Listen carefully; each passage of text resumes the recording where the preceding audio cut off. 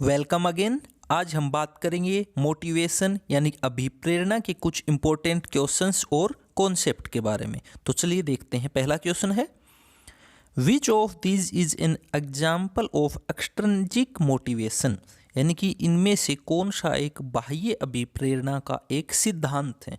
तो दोस्तों सबसे पहले कुछ कॉन्सेप्ट की बात कर लेते हैं। जो मोटिवेशन होता है, आपको पता है कि मोटिवेशन दो तरह का होता है। मोटिवेशन दो प्रकार का होता है। जो अभिप्रेरणा होती है वो दो प्रकार की होती है। एक होती है इंटरनल और एक होती है बाहरी, यानी जिसको हम एक्सटर्नल कहते हैं। इंटरनल यानी कि एक्सट्रिंसिक, और जो बाहरी है, बाहरी को कहेंगे हम एक्सट्रिंसिक, और जो आंतरिक होती है वो इंट्रिंसिक कहते हैं, यानी आंतरिक। ठीक है।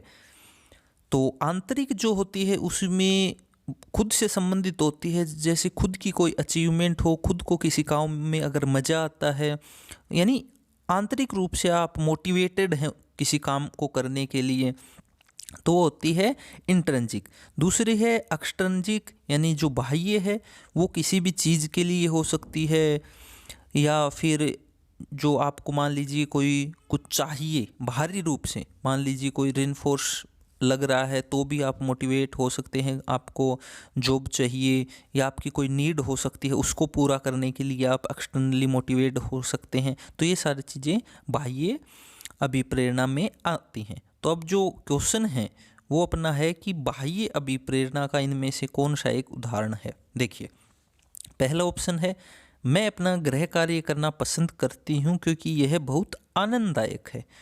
यानी कि अंदर से अच्छा फील हो रहा है, इंजॉय आ रहा है, मज़ा आ रहा है अंदर से। ठीक है। इसका बाहरी वातावरण से कोई मतलब नहीं है। क्यों? क्योंकि इसमें लिखा है मुझे करना पसंद है क्योंकि मुझे बहुत आनंद मिलता है, मज़ा आता है। ठीक है, फन। तो ये बात तो सही है क्या? बट ये जो है ये आंतरिक है। हमें पूछा है बाह्य, तो ये यहाँ पे ऑप्शन नहीं होगा। दूसरा, मैं बहुत अधिक सीखती हूँ जब मैं अपना गृह कार्य करती हूँ, तो ये भी आंतरिक है। अंदर से मतलब लगता है कि मुझे सीखने को चाहिए, मतलब जब मैं वर्क करता हूँ या करती हूँ तो मुझे सीखने को मिलता है, ये भी आंतरिक है। तो ये भी नहीं होगा। गृह कार्य करने से मैं अपनी अवधारणाओं को अच्छी तरह से समझ पाती हूँ। ठीक है, ये भी सही बात है।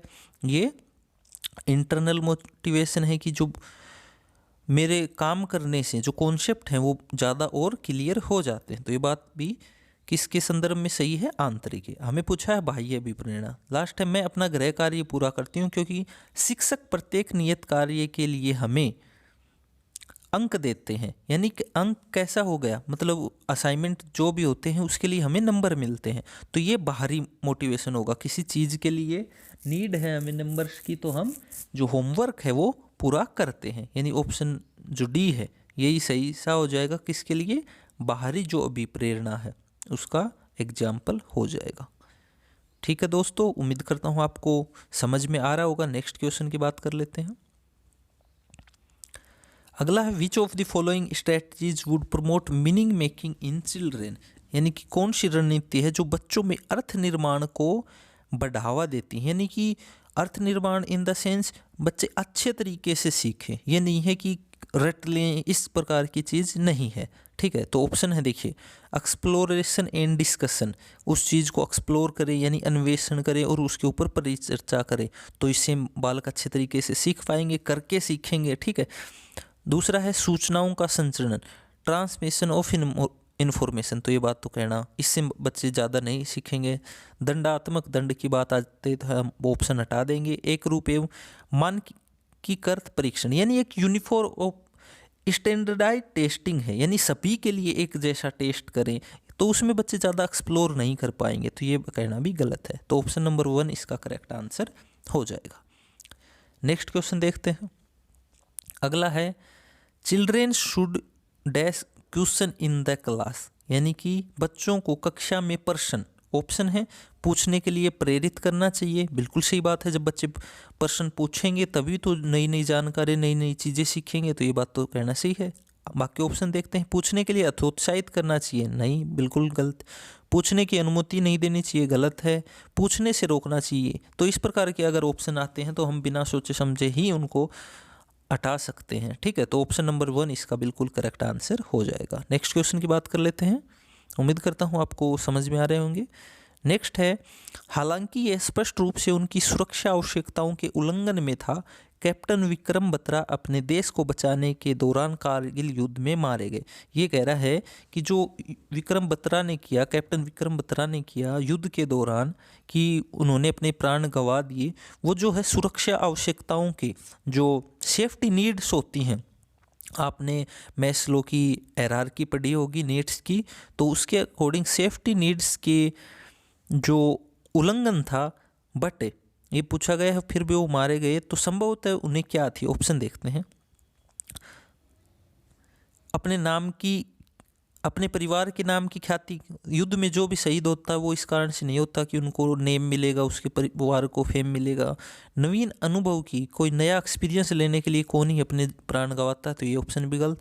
आत्म सिद्धि की प्राप्ति यानी अचीवमेंट, सेल्फ जो एक्चुअलाइजेशन होता है यानी आत्म सिद्धि, तो ये ऑप्शन कहीं सही लगता है। एक बार दूसरा देख ले, अपने अपनत्व संबंधी आवश्यकताओं की यानी इग्नोर्ड हिज बिलोंगिंगनेस नीड्स, उन्होंने अपनी जो सेल्फ बिलोंगिंग्स की जो नीड्स थी उनको इग्नोर कर दिया, कहना भी गलत है। तो अगर मैं बात करूं जो हायरार्की है मैस्लो की थ्योरी के अनुसार नीड्स की, तो सबसे पहले जो आती हैं वो आती हैं हमारी जो शारीरिक आवश्यकताएं होती हैं, जिनसे हमें मतलब बेसिक नीड्स हम कह सकते हैं, रहना, खाना, कपड़ा, ये सारी चीज़ जो आती हैं बेसिक। उसके बाद आती है सेफ्टी नीड। ठीक है, यानी जॉब हो गया, खाने कमाने के लिए पैसे कहाँ से आएंगे, वो सारी चीज़ें। फिर आती है बिलोंगिंगनेस की, तो बात कर रहा है कि सेफ्टी नीड्स का उल्लंघन किया था। ठीक है, तो इन सब से ऊपर जब उन्होंने अपने प्राण गंवाए, शहीद हुए, तो इन सब से ऊपर एक आती है सेल्फ एक्चुअलाइजेशन यानी बिलोंगिंगनेस नीड्स की आती है, तो उसको इग्नोर करना तो ये बात भी गलत है। तो जो उन्होंने किया उसके लिए हम जो सही बात कहेंगे वो है आत्म सिद्धि की प्राप्ति, अचीव्ड सेल्फ एक्चुअलाइजेशन। ये ऑप्शन यहाँ बिल्कुल करेक्ट हो जाएगा। नेक्स्ट क्वेश्चन देख लेते हैं। Motivation in the process of learning, जो अभिप्रेरणा है वो सीखने की प्रक्रिया में, ऑप्शन है शिक्षार्थियों की स्मरण शक्ति को पैना बनाती है, मतलब जो मोटिवेशन है वो शार्प बना देती है मेमोरी को, ऐसा कुछ है नहीं। दूसरा है पिछले सीखे हुए को नए अधिगम से अलग करती है, तो ऐसा भी नहीं है।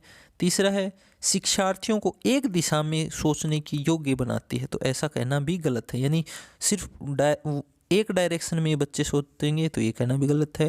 लास्ट ऑप्शन है शिक्षार्थियों में सीखने के प्रति रुचि का विकास करती है, यानी कि जो मोटिवेशन होता है वो सीखने के लिए बच्चों को मोटिवेटेड, इनकरेज करता है, तो ये कहना बिल्कुल सही है। तो ऑप्शन नंबर जो डी है ये बिल्कुल सही हो जाएगा। नेक्स्ट क्वेश्चन की बात कर लेते हैं।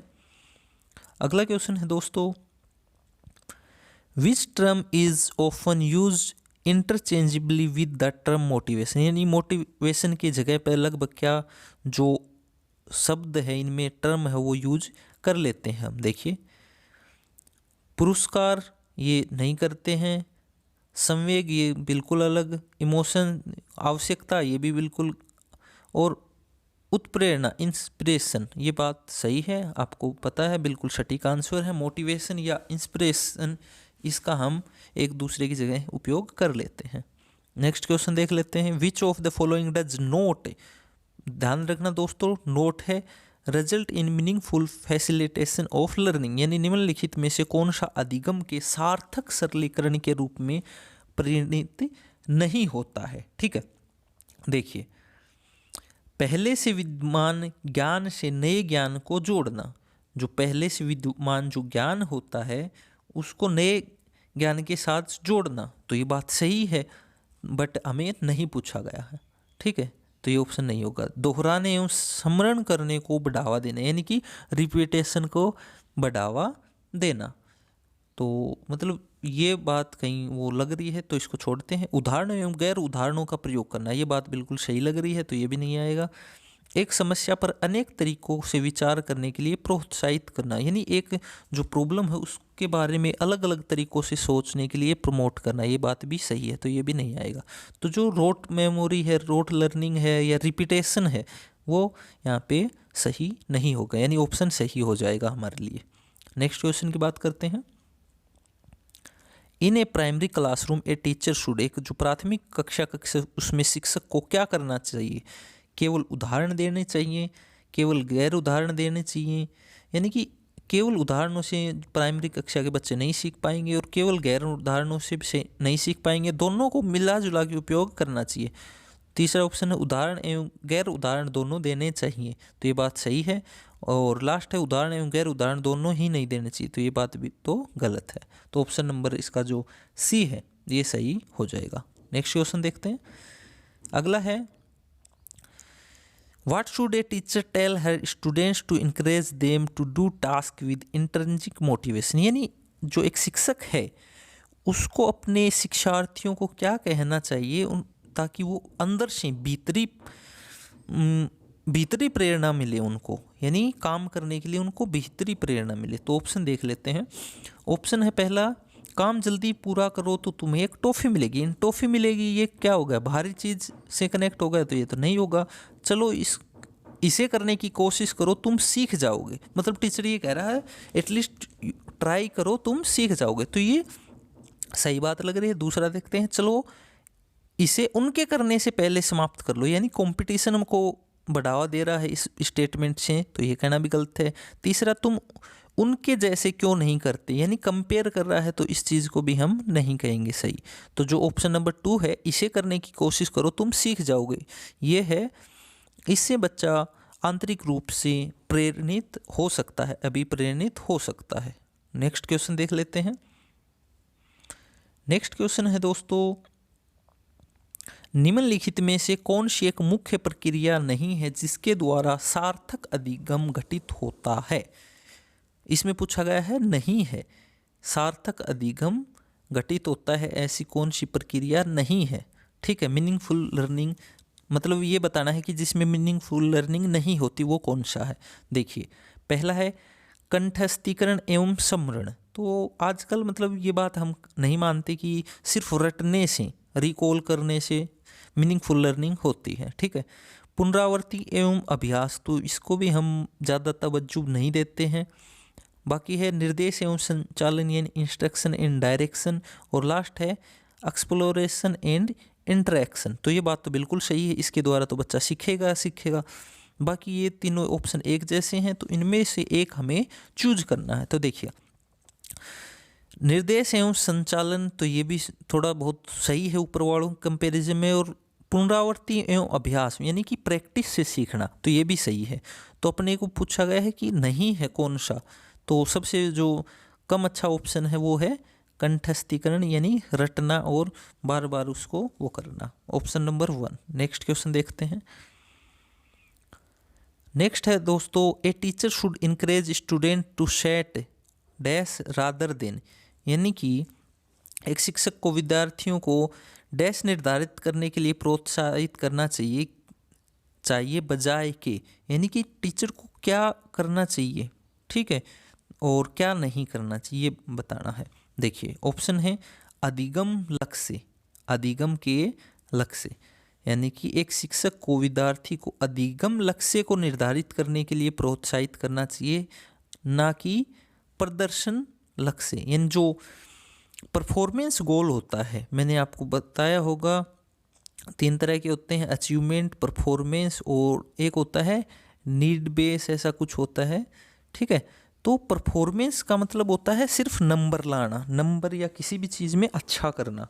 ठीक है, और दूसरा आता है परफॉर्मेंस हो गया फेलियर अवॉइडिंग, सॉरी इसमें तीसरा होता है फेलियर अवॉइडिंग, और एक होता है परफॉर्मेंस, और एक होता है लर्निंग गोल्स, ऐसे सीखने से संबंधित। ठीक है, तो इनमें पूछा है कि प्रोत्साहित करने के लिए कौन सा सबसे सही है और कुछ क्या नहीं करना चाहिए। ठीक है, तो बात करें अगर पहले ऑप्शन की, अधिगम लक्ष्य को निर्धारित करने के लिए प्रोत्साहित करना चाहिए, और जो प्रदर्शन लक्ष्य हैं, परफॉर्मेंस जो गोल हैं, उसकी बजाय अधिगम लक्ष्य को निर्धारित करने के लिए प्रोत्साहित करना चाहिए। तो ये बात सही है। दूसरा है, परफॉर्मेंस गोल्स को निर्धारित करने के लिए प्रोत्साहित करना चाहिए अधिगम लक्ष्य के बजाय, तो ये कहना तो गलत है।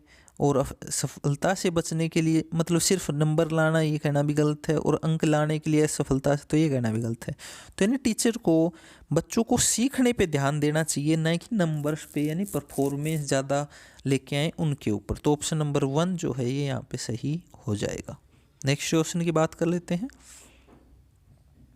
अगला है, निम्नलिखित में से कौन सा बच्चों के अधिगम में सुधार करने के लिए सबसे उपयुक्त है? ऑप्शन है, नियमित मूल्यांकन परीक्षा आयोजित की जानी चाहिए। बिल्कुल, मतलब ये संभव नहीं हो पाता कि डेली असेसमेंट या इवेलुएशन वगैरह ऐसा कुछ हो पाए। दूसरा है, शिक्षक को विभिन्न उदाहरणों और चित्रों का उपयोग करके विषय की व्याख्या करनी चाहिए। ये बात कहीं ना कहीं सही लग रही है, बट बच्चों के अधिगम में सुधार करने के लिए सबसे उपयुक्त पूछा गया है। एक बार और देखते हैं, कक्षा में सभी प्रकार की शिक्षण सामग्रियां होनी चाहिए। तो ये पॉसिबल नहीं हो पाता, जो अपना मतलब अपनी जैसा देश है उस प्रकार से ये पॉसिबल नहीं हो पाता कि हर स्कूल में हर प्रकार की, हर बच्चों की आवश्यकताओं को पूरे करने वाली टीचिंग सामग्री उपलब्ध हो। तो ये तो गलत है। शिक्षक को वास्तविक जीवन स्थितियों पर बच्चों को एक दूसरे के साथ बातचीत करने में मदद करनी चाहिए, यानी कि उनको एक्सपीरियंशियल लर्निंग देनी चाहिए, उनको करके सीखने को प्रमोट करना चाहिए। ये बात सही है। तो ऑप्शन नंबर 2 भी सही लग रहा है, बट उससे ज़्यादा ऑप्शन नंबर डी को हम तवज्जो देंगे, क्योंकि यहाँ पे ये ज़्यादा सही ऑप्शन लग रहा है, यानी ऑप्शन नंबर डी है करेक्ट आंसर हो जाएगा। नेक्स्ट क्वेश्चन की बात करें। अगला क्वेश्चन है, the children in a class can be considered to be motivated if, यानी किसी क्लास रूम में बच्चे को ये माना जाए कि बच्चा प्रेरित है या मोटिवेटेड है, कब माना जा सकता है? जब वे अनुशासन बनाए रखें, यानी सिर्फ अनुशासन से हम किसी को मोटिवेटेड नहीं कह सकते। दूसरा है, वे सभी उपस्थिति में नियमित रहे, यानी अटेंडेंस पूरी रहे, तो ये भी ज़रूरी नहीं है, क्या पता अटेंडेंस लेने के लिए बच्चा आ रहा हो, तो ये मोटिवेटेड नहीं है। दूसरा है, वे शिक्षक के स्पष्टीकरण प्राप्त करने के लिए प्रश्न पूछते हैं, यानी अपनी जो प्रॉब्लम्स हैं, क्योरीज हैं, उनको क्लियर करने के लिए टीचर से पूछते हैं, क्वेश्चन पूछते हैं। तो ये बात सही है। जो बच्चा मोटिवेटेड होगा और अंदर से सीखना चाहता होगा, वो ही अपने डाउट को क्लियर करेगा। तो ये बात सही है। दूसरा, वे अच्छी तरह से वर्दी पहने हुए स्कूल में आते हैं, यानी उनकी यूनिफॉर्म अच्छी होती है, तो इस चीज़ का भी कोई मतलब नहीं है। ऑप्शन नंबर जो सी है ये यहाँ पे करेक्ट आंसर हो जाएगा। नेक्स्ट क्वेश्चन अगला है, निम्नलिखित में से कौन सा शिक्षक द्वारा कक्षा में बच्चों के लिए समस्या हल करने के तरीके का वर्णन नहीं कर सकता? क्या पूछा? नहीं कर सकता। ठीक है, ध्यान देना है इसके ऊपर। तो देखते हैं, discuss your thought process about solving a particular problem. देखिए, किसी विशेष समस्या को हल करने के लिए अपनी विचार प्रक्रियाओं पर चर्चा करना। तो चर्चा करेंगे तो अच्छा है, अलग अलग विचार आएंगे, अलग अलग तरीके से समस्या का समाधान होने की संभावना रहती है। तो ये बात तो सही है, बट हमें पूछा गया है कि सही तरीका नहीं है, तो ये तो सही है, तो ये नहीं आएगा। कुछ हल करते समय गलतियों को करने के लिए प्रति ईमानदार रहना, यानी जब बच्चा समस्या का समाधान करेगा, सीखने की कोशिश करेगा, तो उससे गलतियां भी होंगी, ये बात भी सही है। दूसरा है, यानी तीसरा है, सोच विचार परीक्षण और विभिन्न उत्तरों जैसे शब्दावली का योग करना, तो ये भी सही है। लास्ट है, अभिसरण उत्तरों वाले प्रश्न पूछना, यानी ask question with convergent answer, मतलब जिनके एक या दो ही मतलब ऑब्जेक्टिव टाइप लगा सकते हैं, हाँ या ना, यस और नो वाले जो क्वेश्चन होते हैं उनसे। तो उनसे बच्चों की जो समस्या हल वाली है तरीका, ये सही नहीं है। ठीक है, तो ऑप्शन नंबर डी के साथ हम यहाँ जाएंगे। ठीक है, नेक्स्ट क्वेश्चन की बात करते हैं। अगला है, the children in a class can be considered to be motivated if, किसी क्लासरूम में बच्चे को कब कहा जा सकता है कि वो मोटिवेटेड है? ऑप्शन है, वे अच्छी तरह से वर्दी पहनते हैं, लैंग्वेज चेंज है पर्सन की, तो इससे कोई मतलब यूनिफॉर्म से कोई मतलब नहीं होता। वे कक्षा में अनुशासन बनाए रखते हैं, वे उपस्थिति, वे स्पष्टीकरण प्राप्त करने के लिए क्वेश्चन पूछते हैं। ऑप्शन नंबर डी इसका सही हो जाएगा कि वो अपनी डाउट्स क्लियर करने के लिए पूछते हैं। नेक्स्ट क्वेश्चन है अपना, the government of India has started mid day meal scheme for the elementary school, यानी प्राथमिक विद्यालयों में जो मध्याह्न भोजन होता है वो योजना प्राप्त की गई। कब की गई थी? 1995 में की गई थी दोस्तों। तो which of the following theories of motivation support the scheme, तो कौन सी थ्योरी है जो इसको सही साबित करती है और इसका सपोर्ट करती है? ऑप्शन है behaviourist, socio culture, cognitive, humanistic. तो कॉग्निशन का और इसका तो कोई लेना देना है नहीं, ठीक है। और व्यवहारवादियों ने भी ऐसा कुछ नहीं कहा, और सामाजिक ये भी नहीं है। जो ये थ्योरी है ह्यूमनिस्टिक थ्योरी है, क्योंकि जो नीड्स होती है उसमें सबसे पहले आती है फिजियोलॉजिकल नीड्स, यानी शारीरिक आवश्यकताएं, खाना पीना, ये सारी चीज़ें आती हैं। खाली पेट से पढ़ाई भी नहीं होती, ये बात भी सही है। अगर पेट भरा नहीं होगा, यानी शारीरिक रूप से अगर बच्चे स्वस्थ नहीं होंगे तो उनका दिमाग भी नहीं चलेगा, वो कॉग्निटिव रूप से भी सक्षम नहीं होंगे। तो ऑप्शन नंबर डी इसका करेक्ट आंसर हो जाएगा। नेक्स्ट है, एक महिला ने भोजन प्राप्त करने के लिए अपने बच्चे को बेच दिया। ये खबर के आधार पर अच्छी तरह से समझा जा सकता है, यानी कि एक महिला थी, उसने भोजन प्राप्त करने के लिए अपने खुद के बच्चे को बेच दिया। तो ये किसके आधार पर सही माना जा सकता है?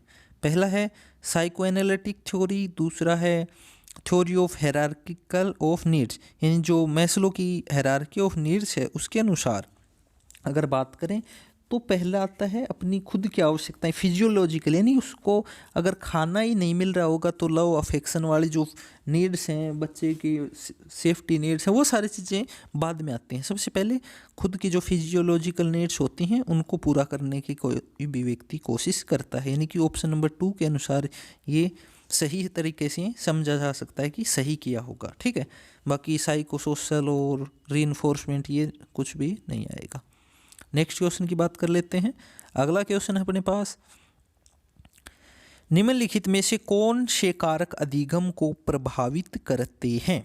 ऑप्शन है विद्यार्थी की रुचि, यानी इंटरेस्ट ऑफ, किसी भी बच्चे का इंटरेस्ट है वो लर्निंग को प्रभावित करेगा, बिल्कुल सही बात है। विद्यार्थी का सामूहिक स्वास्थ्य, यानी इमोशनल हेल्थ, क्योंकि इमोशन और कॉग्निशन जुड़े हुए हैं तो ये भी बात सही है, लर्निंग इफेक्ट होगी। पेडागोजिकल स्ट्रेटजी, यानी किस तरीके से बच्चे को पढ़ाया जा रहा है, इस चीज़ का भी इफेक्ट पड़ता है, सही बात है। विद्यार्थी का सामाजिक एवं सांस्कृतिक संदर्भ, जो कल्चरल और सोशल कंटेक्स्ट होता है वो तो आपको पता है नींव का काम करता है, तो वो भी लर्निंग में इफेक्ट करेगा, यानी ऑप्शन सभी सही हैं। तो देखिए 1 2 3 4, यानी ऑप्शन नंबर 4 है इसका करेक्ट आंसर हो जाएगा। नेक्स्ट क्वेश्चन की बात करेंगे। नेक्स्ट है, how can a teacher encourage her students to be intelligently motivated to ours learning for the sake of learning, यानी कि ये है कि कोई शिक्षक अपने विद्यार्थियों का अध्ययन के लिए अध्ययन करने होती आंतरिक रूप से उत्प्रेरित करने के लिए कैसे प्रोत्साहित कर सकती है, ठीक है। देखिए, व्यक्तिगत लक्ष्य निर्धारित करे, उनमें निपुणता पाने में मदद करे, आंतरिक रूप से पूछा गया है, ठीक है। दूसरा है साफ दिखाई पड़ने वाले इनाम देकर, जैसे टॉफी, तो ये तो भारी मोटिवेशन हो गया। उनमें चिंता और डर पैदा करके, तो इससे तो मोटिवेशन नहीं होगा। प्रतियोगिता परीक्षण में, तो ये भी भारी कंपटीशन हो गया। तो उन व्यक्तिगत लक्ष्य जो हैं वो निर्धारित कर दें, यानी उनके इंडिविजुअल गोल्स सेट कर दें, ताकि उनको आंतरिक रूप से वो प्रेरित हो सकें और वो जो इंडिविजुअल गोल्स हैं उनको पूरा करके सीख सके, ठीक है। नेक्स्ट क्वेश्चन देखते हैं।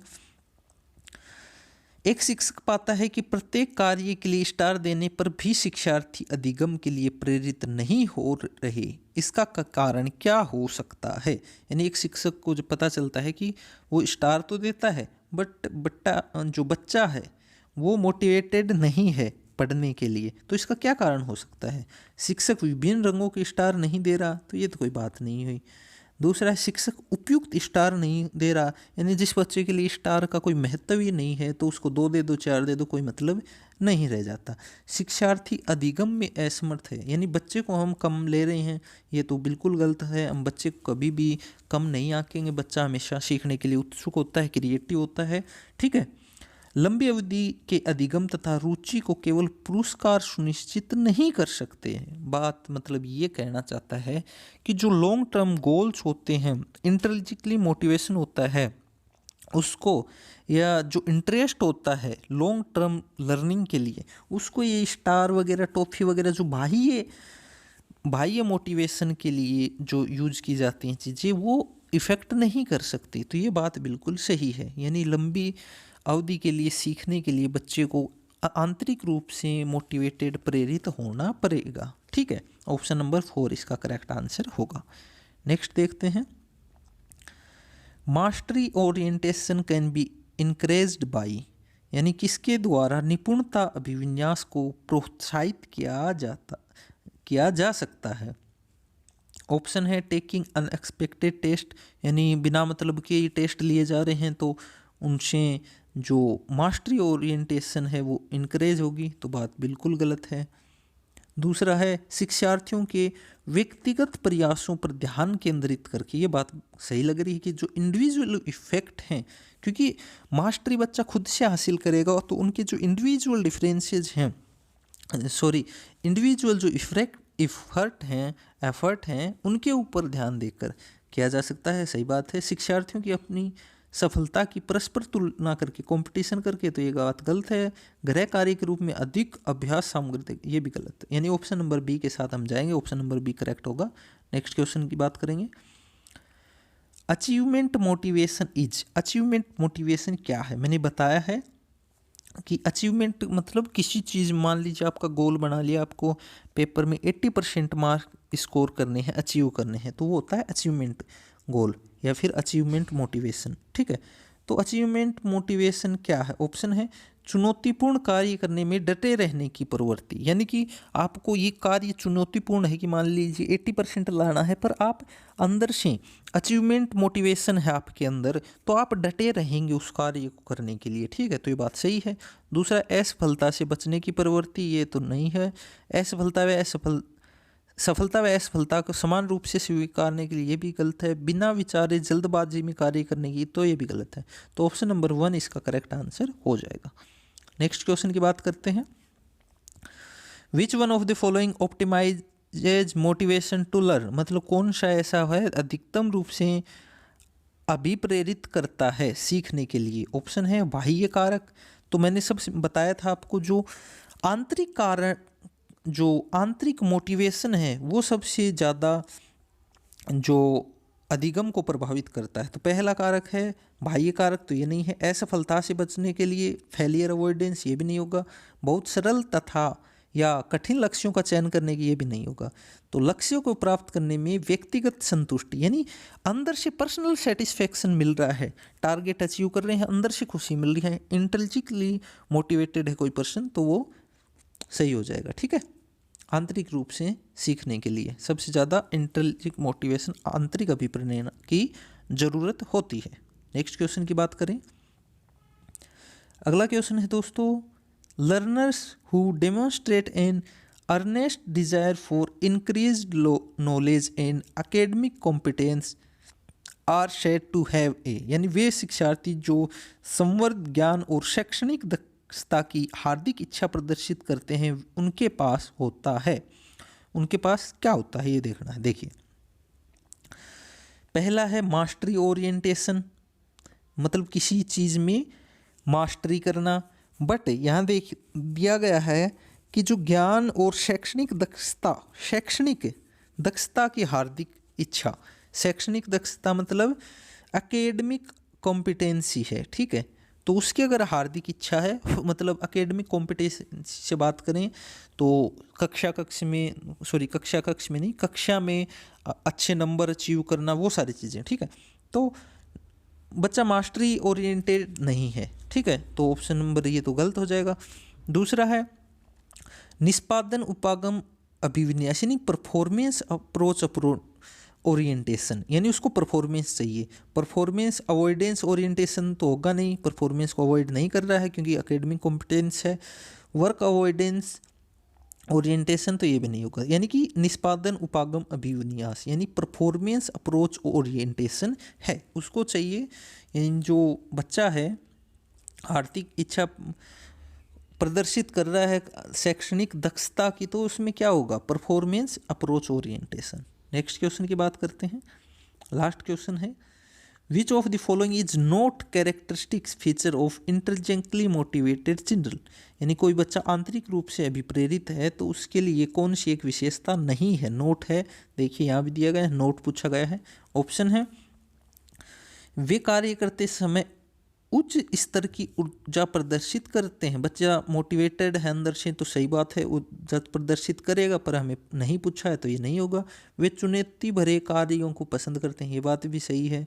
तीसरा, वे हमेशा सफल होते हैं, मतलब ये कोई मतलब ज़रूरी नहीं है कि अगर बच्चा मोटिवेटेड है, कोशिश कर रहा है तो वो सफल ही होगा, असफल भी हो सकता है, तो ये नहीं कहेंगे।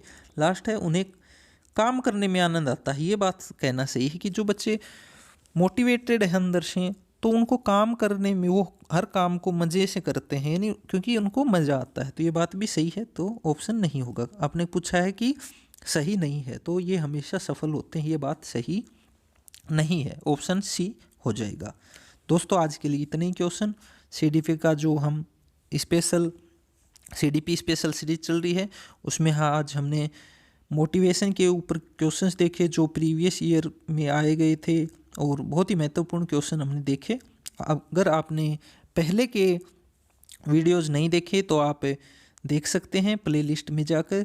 बाकी इन सब की जो पीडीएफ है उसको आप special notes 1 Telegram channel join करके प्राप्त कर सकते हैं। अभी तक दोस्तों स्पेशल नोट्स का हमारा जो यूट्यूब चैनल है आपने सब्सक्राइब नहीं किया है तो सब्सक्राइब कर दीजिए, और साथ में बने जो बेल आइकन है उसको भी दबा दीजिए ताकि आपको नोटिफिकेशन है वो मिल जाए। ये हमारा लोगो है, इससे आप पहचान सकते हैं। बाकी सोशल मीडिया हैंडल्स का अगर आप कुछ करना चाहें तो कर सकते हैं।